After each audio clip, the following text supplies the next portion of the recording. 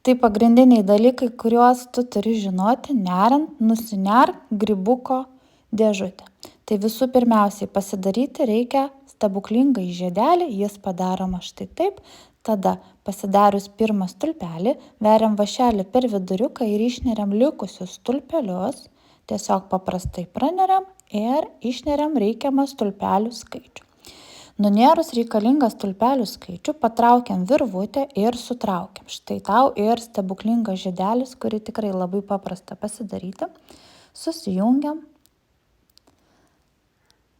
Va, turim stebuklingą žiedelį.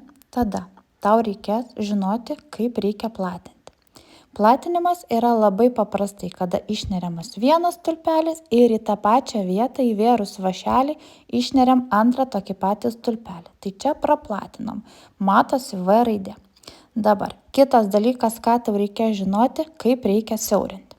Siaurinimas truputėlį kitaip. Išneriam vieną stulpelį, tiksliau kilputę, tada sekančiam stulpelį antrą kilputę ir 3 kilputės pratraukiam. Taip susiaurinam ir yra atbula V raidė.